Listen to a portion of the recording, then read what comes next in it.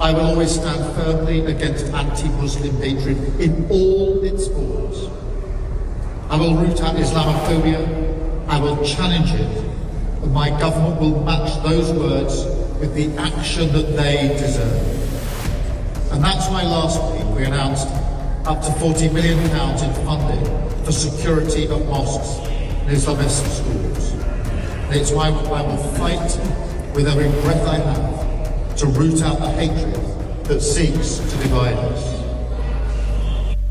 Over the past few days, the Iran conflict has triggered a major political storm across the West, with the United States, Israel, and several allies responding to the Iranian regime. But here in the UK, Prime Minister Keir Starmer is now facing serious criticism after a speech that is quickly spreading across social media.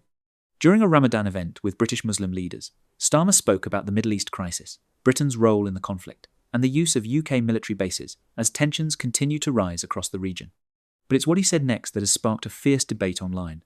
Critics are now questioning Labour's foreign policy, the UK's relationship with the United States, and whether political pressure is shaping the government's decisions. Some are even asking whether this speech reveals a very different message being delivered behind closed doors. So, what exactly did Starmer say? Why are people accusing him of sending two completely different signals during this crisis? And why is this moment suddenly being shared everywhere online? Watch this carefully, because there is one part of this speech that has people asking some very serious questions. And make sure you watch until the end, because there's an important detail in this clip that many people completely missed. If you believe more people should see moments like this for themselves, make sure you share this video, hit the like button, and subscribe to the channel, because the more this spreads, the harder it becomes for anyone to control the narrative. Now, take a look at this. And a huge thank you to the APPB on British Muslims for organising tonight, as they always do. It is a real honour to join you this evening in celebrating Iftar and to do it for the second year running. And I know that we won't be alone here. Up and down the country, families and communities have been coming together throughout Ramadan, welcoming neighbours of all faiths and of none, strengthening the bonds of community and decency that unite us all, and reflecting in that moment of pause that Ramadan provides on our responsibilities to one another.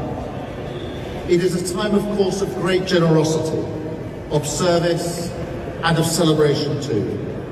A celebration of faith and charity, of course, but also of the modern, diverse country that we are, a community of communities, where Muslims are at the forefront of Britain's story. And you see that represented so powerfully here this evening. But of course, this year I know that when we pause, so many people will turn their minds to the Middle East, where, yet again, the situation is grave and is dangerous.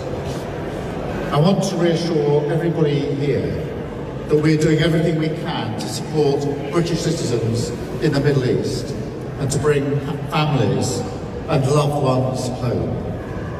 The pictures we see of ordinary people on holiday, in transit, just going about their business in Dubai, Qatar, or wherever they may be, they should not be on the front line of conflict.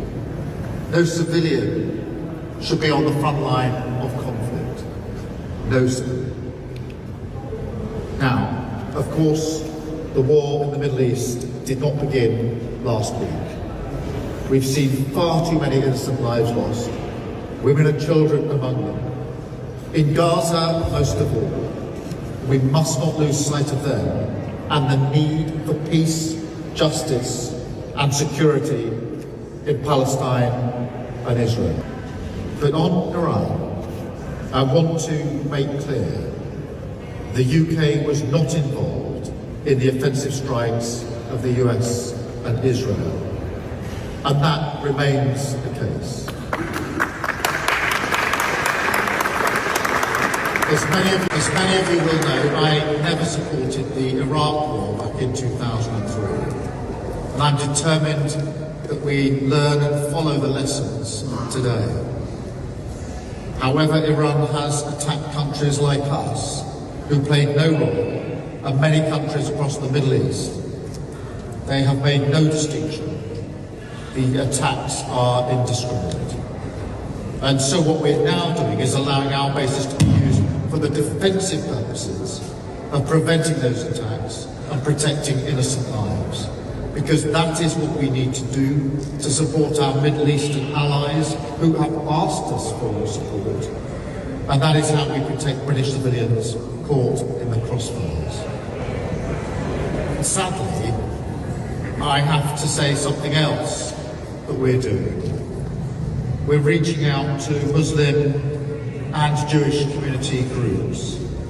We're making sure that sites across the country, including places of worship, have security in place. I'm pleased to do that. I'm sad that we have to do that. Because reverberations from events like these always come home.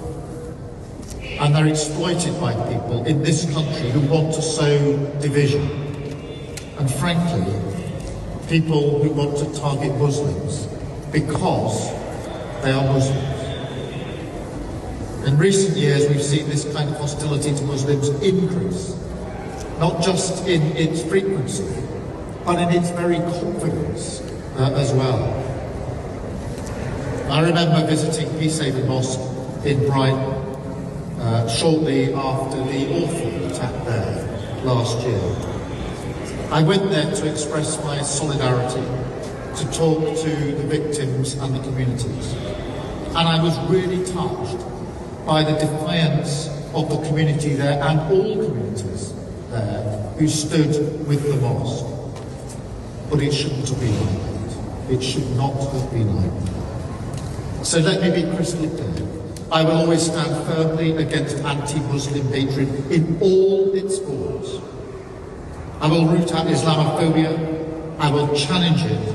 And my government will match those words with the action that they deserve.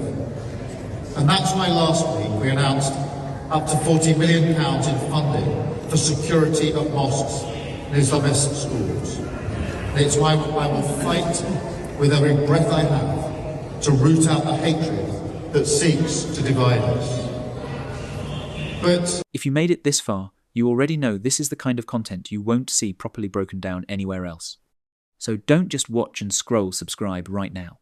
Hit the subscribe button, turn on notifications, and become part of a growing community that refuses to miss what really happens inside these chambers. The algorithm only pushes what people actively support, so if you want more direct, unfiltered political breakdowns like this, you need to lock in. Subscribe now. Stay informed, stay ahead.